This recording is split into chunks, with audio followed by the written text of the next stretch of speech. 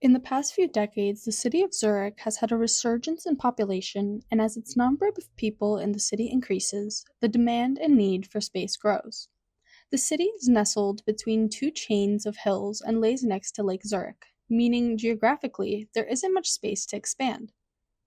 So the city is posed with a question: how do you manage densification when its space is limited? And how do you do this while integrating sustainability and valuing community and green space? The city is pretty dense and also very few bits of land which aren't used. I think the city had its kind of big transformation in the 90s where kind of there were a lot of industrial sites, especially in the kind of western and northern parts of the city, which have been transformed. This densification has led to a change of function of old industrial spaces into housing and community spaces. Koch Areal is a current project that addresses this limitation of little free space by giving a no longer used industrial space life. The goal for this space was simple enough. So the vision for the space started when the four actors came together in 2017 and made an investors competition. And our big thing in this investors competition is that we wanted to create a place where people can live for their whole life. That was really important. So you can be maybe even born here and you can die here. But how does one do that? How do you make a space self-sustaining and community-like? And we always talk with each other and try to find out what do they have, what do we have, what do we need. We also decided we wanted to see what's already in this district and what can we take with us in the new chapter of this area. We had the city of Zurich who told us they needed a kindergarten. So we decided to put the kindergarten into our building.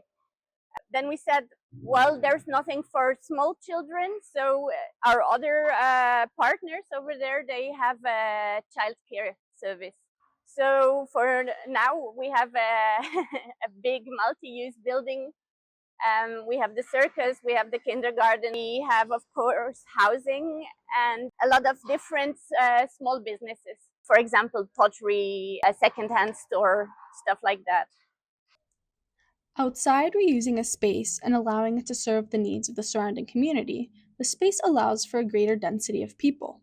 This is done deliberately through planning practices. Normally, for the rest of the city, we have rules and regulations like how high can a building be, what has the density, what kind of density do we need to have, etc. But if we have a whole area, you make either area development plan or you make a master plan. And with the master plan, you kind of make your own rules. We have our projects and we try to find out what the rules should be. And in exchange, we can have a very dense building, much more dense than in the surrounding. And that's the kind of giving and taking you make, and then you get this master plan. The idea is, I think, to really create like densified kind of housing, mostly in order to kind of have more kind of green space, to create kind of high density, low footprint kind of housing, and then have more kind of public spaces.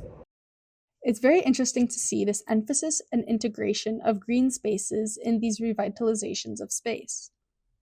One site that exemplifies this emphasis on green space is Uberland Park, a park constructed over a highway that opened this past summer. This green project allows for a greater experience of the area, decreasing noise pollution from the highway and inviting current residents to explore its playground and greenery. It's this green space that is catching the attention of developers who want to use this now built-in green community space for their residents. There are already some construction projects starting here.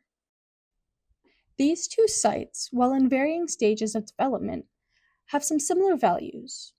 Using an unused space, whether through the reuse of unused industrial sites or making space above a highway, there is this constant idea of valuing green space in planning and using it as a place for community and rest.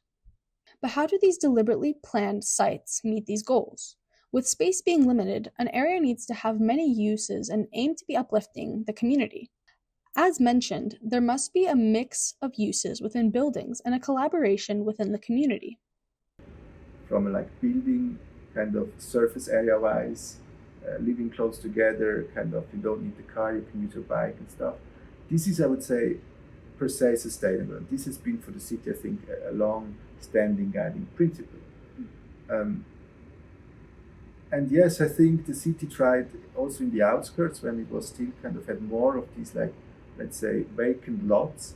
The idea was always to develop these kind of in coordination with like the owners of the land, if the city wasn't itself, and therefore also kind of have an impact on the quality of like the public spaces and a high quality of living, having certain aspects of mixed use, as we said before, also having some kind of easy access to like some very simple functions like shopping and stuff.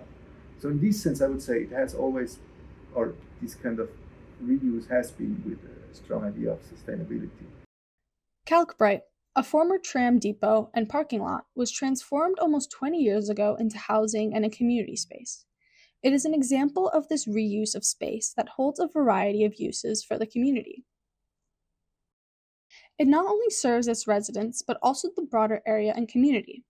There's shops on the ground floor, and the green courtyard of the apartments is open to the public.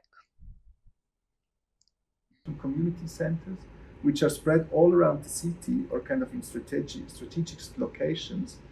And there, kind of the idea is that those have like on a ground floor level in particular, kind of easy to access, also small shops, kind of functionally being oriented more towards like the surroundings rather than kind of in a kind of more communal quarter kind of area. And in this sense, you could say this is like mixed use as kind of they're really kind of independent or partially independent kind of parts of the city should be established or should be kind of supported. Also with an idea, obviously, for like the kind of a walking city idea, short, accessible, also kind of neighborhood in the sense of social interaction. As mentioned, these mixed-use aspects of these different sites allows for the community to have a neighborhood sort of feel. In a way, the way these sites were designed leads them to be self-sustaining, the goal being that these are places where people can live for their whole life. What can these sites and the city of Zurich's approach to planning these spaces teach us? Density, in a way, is sustainable. Limited space and increasing populations forces the city to examine and be deliberate about its land use, which leads to aspects such as reuse of spaces and mixed-use building, which has allowed for a greater quality of public spaces and quality of life.